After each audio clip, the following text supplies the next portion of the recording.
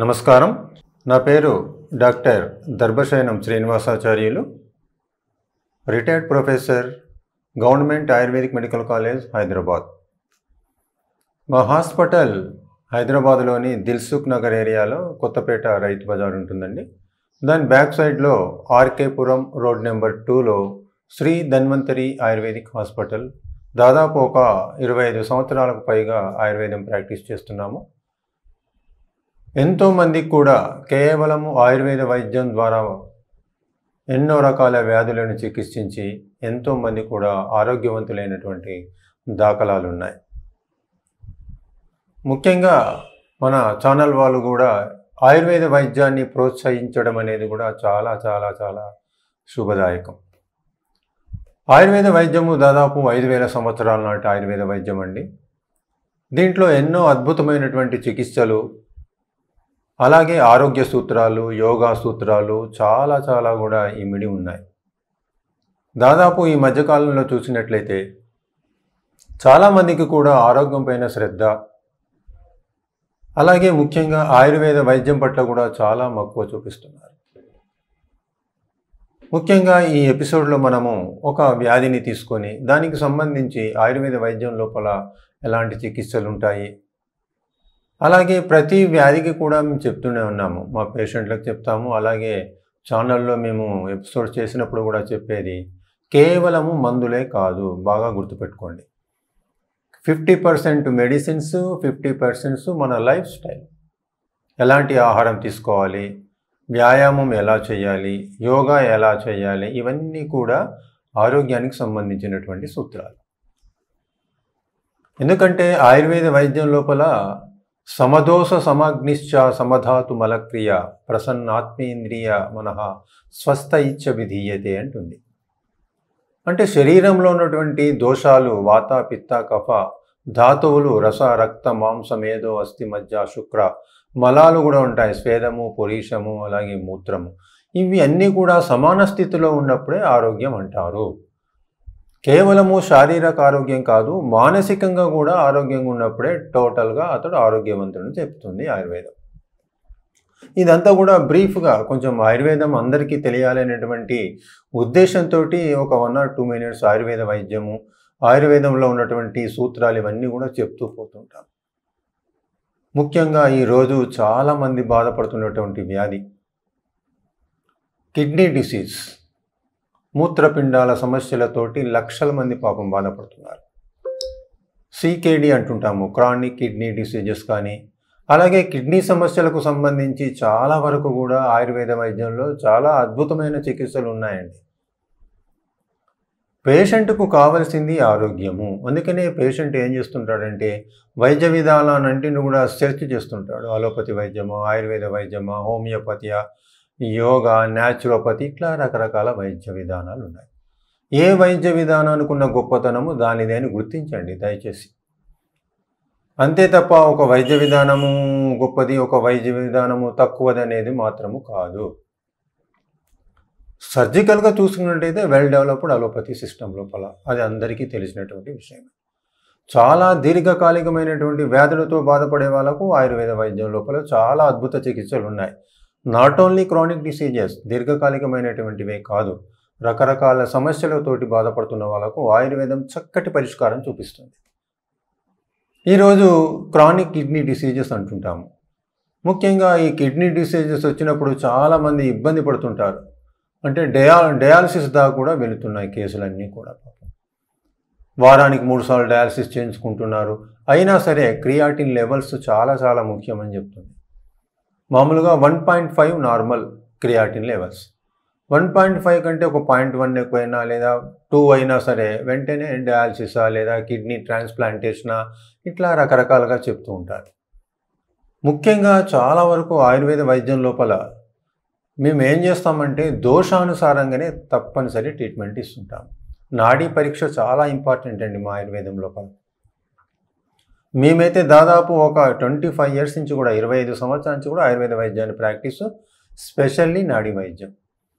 Patient రాగానే తప్పనిసరిగా నాడీ చూసిన తర్వాతే అది వాత దోషమా, పిత్త దోషమా, లేదా కఫ ప్రకృత ఆ శరీరము, దానికి సంబంధించినటువంటి లైన్ ఆఫ్ ట్రీట్మెంటు మా శాస్త్రం లోపల ఆయుర్వేద వైద్య గ్రంథాల లోపల ఎలా పొందుపరచబడిందో దాని ప్రకారంగానే ఇస్తాం. ముఖ్యంగా ఈ chronic kidney diseases creatinine levels 1.5 నుంచి 2, 3, 4, 5, 6 అట్లా పెరుగుతూనే ఉంటుంది. ముఖ్యంగా సిమ్టమ్స్ చూసుకున్నట్లయితే చాలామందికి ముఖ్యంగా కిడ్నీ డిసీజ్తో బాధపడే వాళ్ళకు ఒక 4-5 సిమ్టమ్స్ లేకుండా చూసుకోవాలి. అప్పుడు కొంత మనం ఉపశమనం పొందవచ్చు. నెంబర్ 1, కాళ్ళు ముఖము వాపులు రాకుండా చూసుకోవాలి. నెంబర్ 2, మూత్రం సాఫ్గా రావాలి. నెంబర్ 3, హిమోగ్లోబిన్ లెవెల్స్ అంటే రక్తహీనత ఉందా లేదా చూసుకోవాలి. 4వది ఏంటంటే బాడీ యాక్టివ్గా ఉందా, హుషారుగా ఉందా, అతను తిరుగుతున్నా, తన పనులు తను చేసుకుంటున్నా, ఆరోగ్యంగా ఉంటున్నా, అలసిపోకుండా ఉంటున్నాడా చూసుకోవాలి. ఇవి చాలా ఇంపార్టెంట్. ఎందుకంటే క్రానిక్ కిడ్నీ డిసీజెస్ లోపల చాలా వరకు ఎట్లా ఉండదంటే కిడ్నీ డ్యామేజెస్ అవుతుంటాయి. దానికి రకరకాల కారణాలు ఉండి ఉంటాయి. మనకు ఇప్పుడు అది అనవసరము, టాపిక్ అది కాదు కదా. ట్రీట్మెంట్ ఆస్పెక్టే చాలా ముఖ్యం. యాంటీబయాటిక్స్ ఎక్కువ వాడటం వలన, పెయిన్ కిల్లర్సా లేకుంటే స్టిరాయిడ్సా రకరకాలు తీసుకోవటం వల్ల కూడా కిడ్నీలు పాడవుతున్నాయి. ఆయుర్వేదిక్ లోపల బెస్ట్ రెమెడీ ఏంటిదంటే చాలా కిడ్నీ డిసీజెస్ కూడా పునర్నవ మరలా తిరిగి ఒక నవ ఉత్తేజాన్ని కలిగించేటువంటి డ్రగ్, ఏకైక డ్రగ్ పునర్నవ. దాదాపు మా క్లినిక్ లోపల, మా హాస్పిటల్ లోపల రోజు 10 నుంచి 15 మంది కిడ్నీ పేషెంట్లు వస్తుంటారండి పాపం. కొంతమంది డయాలసిస్ చేయించుకుంటూ, కొంతమందికి అమ్మో డయాలసిస్ చేసుకుంటే ఇక లైఫ్ లాంగ్ డయాలసిస్ చేసుకోవాల్సి వస్తుంది. ఆయుర్వేదం లోపల డయాలసిస్ దాకా పోకుండా ఉండటానికి మందులు, ఇట్లా రకరకాల వస్తుంటారు. డయాలసిస్ చేయించుకుంటూ అయినా సరే ఆయుర్వేద వైద్యాన్ని వాడచ్చు.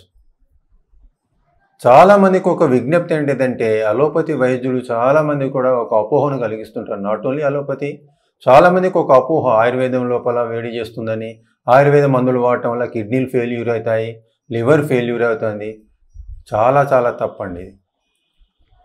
ఏ వైద్య విధానాలైనా ఒక పేషెంట్కు ఆరోగ్యం చేకూరుస్తామే తప్ప అతని ఆరోగ్యాన్ని నశింపచేయాలని ఏ డాక్టర్ చూడడు, ఏ వైద్య విధానం చూడదండి. బాగా గుర్తుపెట్టుకోండి. మా ఆయుర్వేద వైద్యం కూడా 5.5 సంవత్సరాలు, సంవత్సరం house surgeon, post graduation, PhD కోర్సులు, యూనివర్సిటీస్ ఇన్ని ఉండి కూడా ఒక అపోహ కలిగిస్తారు, ఒక అపనమ్మకం. తప్పది. మేము ఘంటాపదంగా చెప్తున్నాము. ఎందుకంటే ఆయుర్వేద వైద్యాన్ని 25 years నుంచి మేము ప్రాక్టీస్ చేస్తున్నాము. ఎవరికి ఇంతవరకు కూడా కిడ్నీలు పాడయ్యి, లివర్ పాడైన దాఖలాలు లేవే. చాలా గుర్తుపెట్టుకోండి. ఆయుర్వేద వైద్యం లోపల ఉన్నటువంటి మెటల్స్ కానీ, మినరల్స్ కానీ, ఈవెన్ చాలా కాంపౌండ్స్, మెర్క్యూరల్ కాంపౌండ్స్ ఏముంటాయో తెలుసా అండి? చాలా ప్యూరిఫికేషన్ మెథడ్స్ ఉంటాయి. ఇవన్నీ తెలియదు చాలామందికి. ఆయుర్వేదం వైద్యం గురించి తెలిసిన వాళ్ళు ఎవరు ఇలా మాట్లాడారు? మెటల్స్, మినరల్స్ చాలా ప్యూరిఫికేషన్ మెథడ్స్ ఉంటాయి. ప్యూరిఫికేషన్ మెథడ్స్ రకరకాల according to the text words what our acharyas told. గ్రంథాల్లోపల అలాంటి ప్యూరిఫికేషన్స్ ఉంటాయి. అవన్నీ ప్యూరిఫికేషన్ చేసిన తర్వాతనే అది డ్రగ్గా బయటకు వస్తుంది, ఔషధంగా. అంతే తప్ప ఆయుర్వేద వైద్యం లోపల ఇలా ఉన్నాయి, చాలా అపోహ కలిగించకండి దయచేసి. అందుకని క్రానిక్ కిడ్నీ డిసీజ్తో బాధపడే వాళ్ళకు చాలా ఇంపార్టెంట్ ఈ ఎపిసోడు. తప్పనిసరిగా ఫస్ట్ మీరు చేయాల్సింది ఏంటంటే బార్లీ ఉంటుందండి, అందరికీ తెలుసు బార్లీ గింజలు. ఈ బార్లీ గింజలు ఒక 1/4 kg తెచ్చుకోండి. రోజు రాత్రి పడుకునే ముందు ఒక 3 చెంచాల బార్లీ గింజలు కొంచెం వాటర్ లోపల, కప్ ఆఫ్ వాటర్ లేదా 2 cups ఆఫ్ వాటర్ లోపల నానబెట్టండి రాత్రిపూట. అది రాత్రిపూట మొత్తం నానుతుంది. మార్నింగ్ తెల్లవారిన తర్వాత బ్రష్ చేసుకున్న తర్వాత ఆ బార్లీ గింజలు నానినటువంటి వాటర్ను తాగండి. కిడ్నీలను పరిశుభ్రం చేసేటువంటిది బార్లీ. అలాగే పునర్నవ అని కూడా చెప్పాను మీకు. పునర్నవ టానిక్ దొరుకుతుంది, ట్యాబ్లెట్స్ దొరుకుతుంది, పౌడర్ దొరుకుతుంది. సరే, ఎవరైనా దయచేసి మందులు వాడేటప్పుడు తప్పనిసరిగా వైద్యుల సలహా తీసుకొని వాడండి. ఇది చాలా చాలా ముఖ్యం. ఎందుకంటే చాలామంది డయాలసిస్ పోవడానికి భయపడుతూ డయాలసిస్ చేయించుకున్నా కానీ ఇంకా ఎలా ఉంటుందో. దయచేసి ఆయుర్వేద వైద్యం కూడా ఒకసారి చూడండి. నెంబర్ ఆఫ్ పేషెంట్స్ కూడా మేము క్రియాటినిన్ లెవెల్ తగ్గించిన కేసులు చాలా ఉన్నాయి. 10 నుంచి దాదాపు అంటే సీరం క్రియాటిన్ లెవెల్స్ 10 ఉంటుంది. అతను డయాలసిస్ కూడా చేయించుకోడు. ఎందుకంటే సిమ్టమ్స్ ఏం లేవు, కాళ్ళు ముఖం వాపులు లేవు, మూత్రం సాఫ్ వస్తుంది. అయినా సరే ఒక భయం, మళ్ళీ కిడ్నీలు పాడవుతాయేమోనని. ఆయుర్వేద వైద్యం తీసుకున్న తర్వాత చాలా సగానికి వచ్చింది, ఒక 5 వచ్చింది. తర్వాత నెమ్మదిగా లైఫ్ స్టైల్ చాలా ముఖ్యమండి. మందులే ముఖ్యం కాదు, మళ్ళీ చెప్తున్నాను. కిడ్నీ పేషెంట్లతోటి బాధపడే వాళ్ళకు మెయిన్గా సాల్ట్ రిస్ట్రిక్టెడ్, సాల్ట్ తీసుకోవద్దు. నాన్ వెజ్ తీసుకున్న వాళ్ళు నాన్ వెజ్ తీసుకోవద్దు, పప్పు ధాన్యాలు తీసుకోవద్దు, ఆకుకూరలు తీసుకోవద్దు. కేవలం వాటర్ కంటెంట్, సొరకాయ, బీరకాయ, బెండకాయ, దొండకాయ ఇలాంటివి తీసుకోవాలి. వాటర్ మ్యాక్సిమం 1.5 లీటర్ తీసుకోవాలి. వాటర్ ఎంతైతే ఇంటేక్ తీసుకుంటారో దాంట్లో 50% పైగా అవుట్పుట్ ఉండాలి. 1 లీటర్ తీసుకున్నారనుకోండి, 1/2 లీటర్ పైన అవుట్పుట్ ఉండాలి. ఇవి చాలా గమనించండి, ఎందుకంటే ఇది చాలా ఇంపార్టెంట్ ఎపిసోడ్ అందరికీ కూడా, కిడ్నీ పేషెంట్లందరికీ కూడా. చాలామంది వస్తుంటారు మా దగ్గరికి, దయచేసి చూడండి ఆయుర్వేద వైద్యంలో కూడా. అందుకనే punarnava tonic, drug of choice ఒకటి, బెస్ట్ టానిక్ ఒకటి, అలాగే గోక్షూర అంటే పల్లేరు కాయలు తెలుగు లోపల. గోక్షూరాకు సంబంధించిన టాబ్లెట్స్ ఉంటాయి, పౌడర్ ఉంటుంది, తర్వాత టానిక్ కూడా ఉంటుంది. ఈ 2 చాలా పవర్ఫుల్ అండి. పునర్నవాసవం తీసుకోవాలి, అలాగే గోక్షూరాది తీసుకోవాలి. అలాగే ఒక పేషెంట్ కండిషన్ని బట్టి ఒకవేళ హిమోగ్లోబిన్ లెవెల్స్ తక్కువగా ఉన్నాయనుకోండి, తప్పనిసరిగా పునర్నవ మండూరం. ఈ 3 కాంబినేషన్స్ చాలా పవర్ఫుల్ అండి.